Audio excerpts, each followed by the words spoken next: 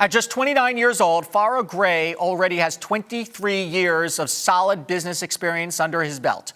At just 6 years old, he started his own hand-painted rock company and became a multimillionaire by age 14, becoming one of the youngest people to have an office on Wall Street and to receive a doctorate degree. Named as one of the most influential black men in America by the National Urban League, Gray is a highly sought-after motivational speaker, inspiring others to do the same. He's the author of several best-selling books, including The Truth Shall Make You Rich. Welcome celebrity entrepreneur, best-selling author, publisher, and philanthropist, Farrah Gray. Farrah, good afternoon, and thank you for joining us here on Arise Exchange. It's a real honor to have you. Thank you for having me. What strikes me interestingly here is when you say because you got started so young, you sort of, broke away from the conventional idea that you had to get a regular job and 9 to 5, and because of that, you're really able to accelerate your success? Well, the first thing that we have to realize is a job, a job, was never created to make you wealthy. And growing up on the south side of Chicago in the housing projects, I learned that comfort is the enemy of achievement. I grew up very poor, and according to statistics, I'm supposed to either be in prison or dead for those that believe in statistics. But I continue to dream beyond just a job. Dream that I could hire myself and not be the CEO, but what I call the OOO, the only operating officer. That's a very good point there. Did you get a lot of support from your family? Because I imagine for someone to start out so young, your family had to be behind you. I had some family members behind me. I didn't grow up with my father in the house. He was a black leader and activist, Khalid Muhammad, and my mom said, wait a minute, activism doesn't pay the bills, so she struck out working 3 jobs at a time just to provide for my family. And I got up one morning, I was 6 years old, and I'll never forget it. I said, I'm not gonna come home until I've helped my mom pay the bills. So I saw oversized rocks and I started painting them. And I would ask people, would you like to buy this? And they would look at me like, isn't that the rock that was in front of my door?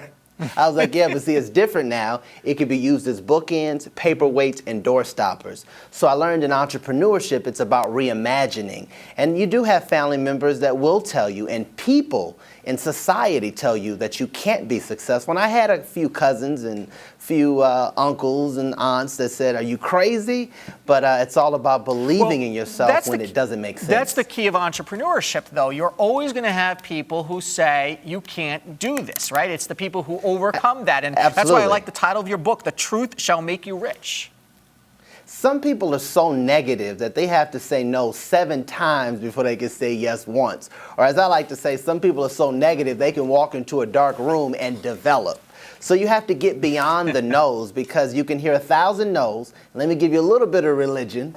You can hear 1,000 no's, but if you get 1 yes from God, that's all you need. What do you tell people when you speak with them about how they should motivate themselves and get out and maybe break out of the cycle of having to work for somebody else? Well, the 2 most important times in anybody's life is when we were born and when we find out why we were born. What were you put here to do? And I find that there are 196,940,000 square miles to the planet Earth. So opportunity is everywhere, but we have to believe in ourselves. We have to dream big. And I've always been one to dream, always been one to believe. We only have about a minute left, so I want to ask you, what are the challenges there now that you're seeing in the nation so people can be successful? Because you've made it, now you probably want to turn your attention to helping others. Absolutely. I believe that we should all be ashamed to die unless we're giving back. It's not just about money, it's also about giving of your time.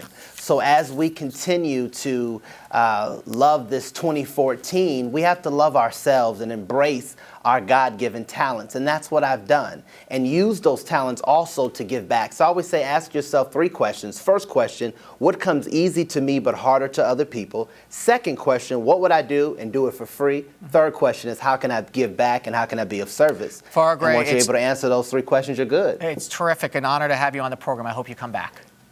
Thank you for having me. Thank you. Well, the Consumer Electronics Show kicks off tomorrow in Las Vegas. I will be there, and Arise Exchange will be there, so you should come along. We'll bring you all the latest news and technology and interviews with some of the most talked about leaders in the industry. Let's take a quick look at the markets, how they wrapped up for the day.